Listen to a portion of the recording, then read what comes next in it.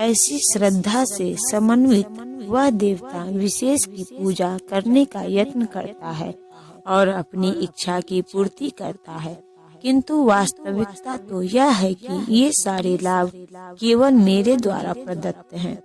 देवतागण परमेश्वर की अनुमति के बिना अपने भक्तों को वर नहीं दे सकते। जीव भले ही यह भूल जाए कि प्रत्येक वस्तु परमेश्वर की संपत्ति है, किंतु देवता इसे नहीं भूलते।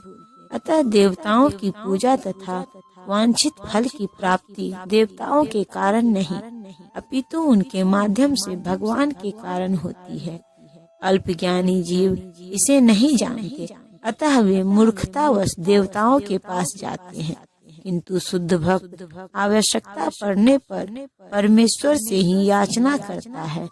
परंतु वर मांगना शुद्ध भक्त का लक्षण नहीं है। जीव सामान्यतः देवताओं के पास इसलिए जाता है क्योंकि वह अपनी इच्छाओं की पूर्ति के लिए पगलाया रहता है। ऐसा तब होता है जब जीव अनुचित कामना करता है, जिसे स्वयं भगवान पूरा नहीं करते। चैतन्य चरितामृत में कहा गया है कि जो व्यक्ति परमेश्वर की पूजा के साथ साथ भौतिक भोग की कामना करता है, वह परस्पर विरोधी इच्छाओं वाला होता है। परमेश्वर की भक्ति तथा देवताओं की पूजा समान स्तर पर नहीं हो सकती, क्योंकि देवताओं की पूजा भौतिक है और परमेश्वर की भक्ति नितांत आध्यात्मिक है। जो जीव भगवत धाम जाने का इच्छुक है, उसके मार्ग में भौतिक इच्छाएं बाधक है।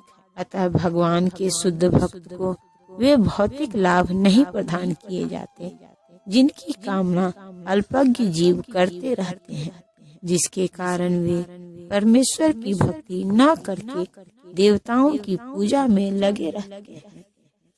अल्प बुद्धि वाले व्यक्ति देवताओं की पूजा करते हैं और उन्हें प्राप्त होने वाले फल सीमित तथा क्षणिक होते हैं। देवताओं की पूजा करने वाले देवलोक को जाते हैं, किंतु मेरे भक्त अंततः मेरे परम धाम को प्राप्त होते हैं। भगवत गीता के कुछ भाष्यकार कहते हैं कि देवता की पूजा करने वाला व्यक्ति परमेश्वर के पास पहुंच जाता है, किंतु यहाँ यह स्पष्ट कहा गया है कि देवताओं के उपासक भिन्न लोक को जाते हैं, जहाँ विभिन्न देवता स्थित है। ठीक उसी प्रकार जिस तरह सूर्य की उपासना करने वाला सूर्य को या चंद्रमा का उपासक चंद्रमा को प्राप्त होता है, इसी प्रकार यदि कोई इंद्र जैसे देवता की पूजा करना चाहता है, तो उसे पूजे जाने वाले उसी देवता का लोक प्राप्त होगा। ऐसा नहीं है कि जिस किसी भी देवता की पूजा करने से भगवान को प्राप्त किया जा सकता है, यहाँ पर इसका निषेध किया गया है, क्योंकि यह स्पष्ट कहा गया है कि देवताओं के उपासक भौतिक जगत के अन्य लोकों को जाते हैं, किंतु भगवान का भक्त भगवान के ही परम धाम को जाता है। यहाँ यह प्रश्न उठाया जा सकता है कि यदि विभिन्न देवता परमेश्वर के शरीर के विभिन्न अंग हैं, तो उन सब की पूजा करने से एक ही जैसा फल मिलना चाहिए, किंतु देवताओं के उपासक अल्पज्ञ होते हैं, क्योंकि ये यह नहीं जानते कि शरीर के किस अंग को भोजन दिया जाए। उनमें से कुछ इतने मूर्ख होते हैं कि वे यह दावा करते हैं कि अंग अनेक हैं, अतः भोजन देने के ढंग अनेक हैं, किंतु यह बहुत उचित नहीं है। क्या कोई कानों या आँखों से शरीर को भोजन पहुँचा सकता है? वे यह नहीं जानते कि देवता भगवान के विराट शरीर के विभिन्न अंग हैं, और वे अपने अज्ञानवश यह विश्वास कर बैठते हैं कि प्रत्येक देवता पृथक ईश्वर है तथा परमेश्वर का प्रतियोगी है। न केवल देवता अपितु सारे जीव सामान्य परमेश्वर के अंग अंश है।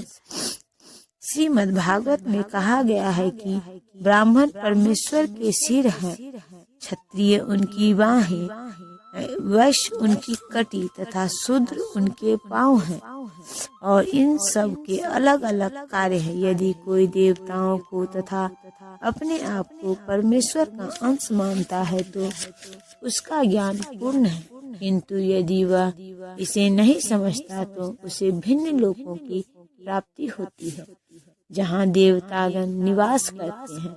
यह वह गंतव्य नहीं है जहाँ भक्तगण जाते हैं।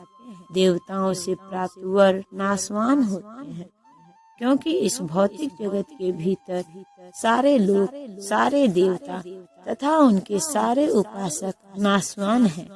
अतः इस श्लोक में स्पष्ट कहा गया है कि ऐसे देवताओं की उपासना से प्राप्त होने वाले सारे फल नाशवान होते हैं।